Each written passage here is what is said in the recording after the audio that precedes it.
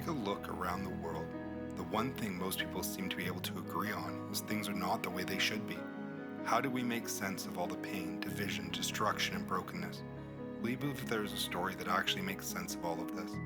It's the true story of the Bible, and it's the true story of the whole world, the story you and I live in. In the beginning of this story, things were much different. The one who made all of it, God, created a good world full of potential for life and wonder. He made it all to be good, bright, and beautiful, and among his creation, a unique creature, humans, to be his representatives to the rest of the world. Out of love, he formed the first two humans to partner with him in caring for his creation.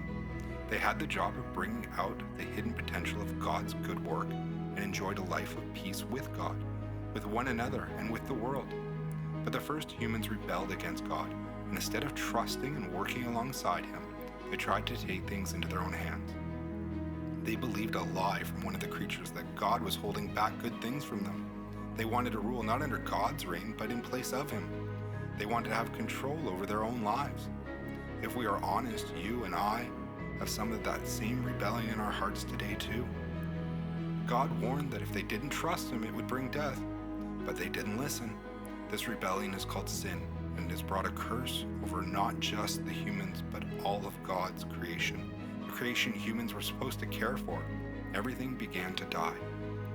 God clothed them in their shame, but promised a rescue would one day come. In love, God removed them from the garden. The humans continued in a cycle of fear, shame, arrogance, and violence. Many years later, God chose another hero, Abraham, to make a new covenant promise for them. God wanted to continue his partnership with humans, so he gave Abraham a family, and that family grew into a nation called Israel. God promised to bless all the other nations of the world through Israel.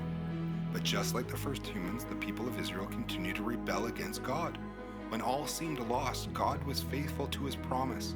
His promise to rescue finally came through one man, Jesus. Jesus was born into a family through Israel, keeping God's promise to bless all nations through that people.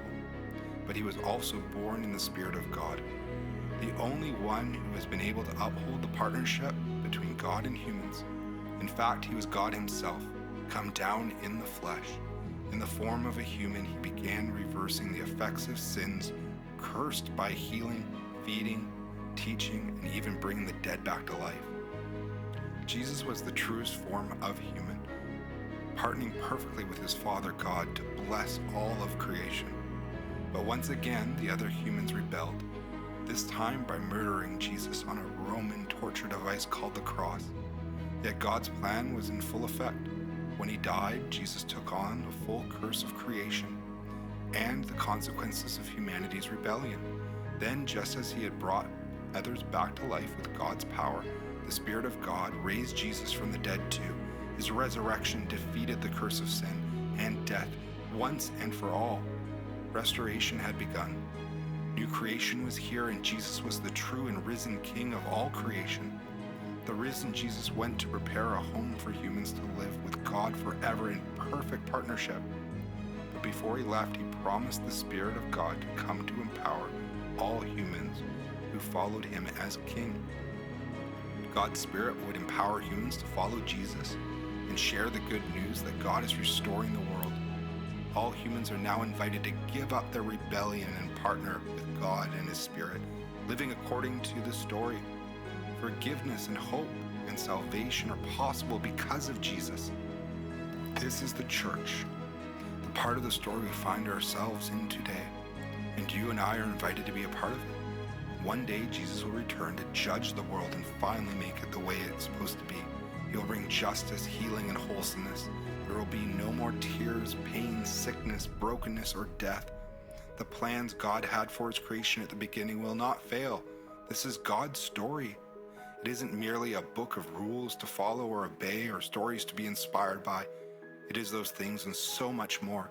It is the true story of the world that all of reality is based on. It is a divine drama that is being played out in our world, and each and every one of us is an actor in God's redemptive drama. We live out this story every single day, wherever we live, work, or play. All our life is based on a true story.